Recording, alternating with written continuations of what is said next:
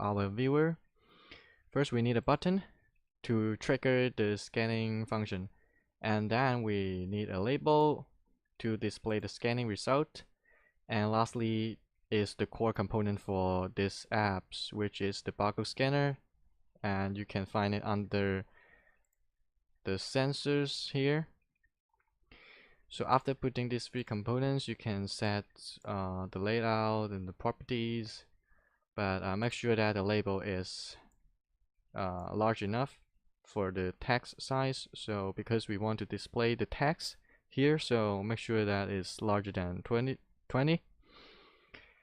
And here in the barcode scanner, you can see we have a property which is use external scanner. So make sure that you have installed another barcode scanner apps to your Android device.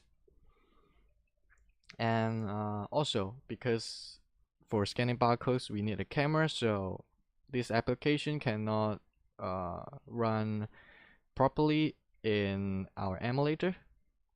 So I have my tablet set up here for the testing. So but you can still continue to make these apps. Just remember that you cannot try it on the emulator. So let's go to the blocks, which is here. It's very simple.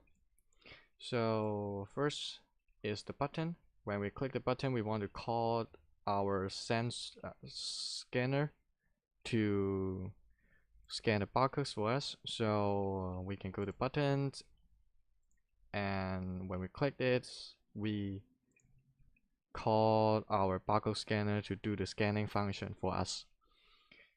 So after the scanning, and this block, which is also inside barcode scanner, after we scan the barcode or QR codes, we will have a result here.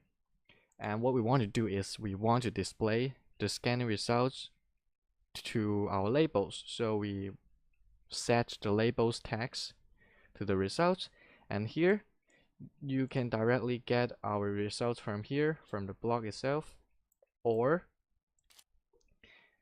we can go to the barcode scanner and get the scanner's results. So these blocks, the results and get result, are the same, so you can use one of them. And in the barcode scanner component, we can see here we also have other blocks, such as the use external scanner, and we set the external scanner to something. So the function is just help us to call another external barcode scanner to scan the barcode for us, and then we can get the results back.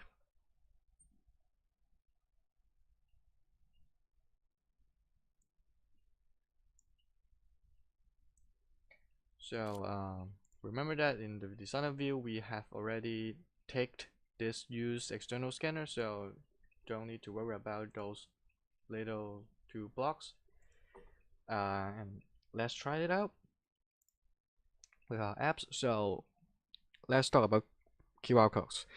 So usually we use QR codes to make websites or URL shorter, to make it more convenience for users to input a website or large number of text. But actually for the QR code we can have different data types, such as, of course, websites, contact with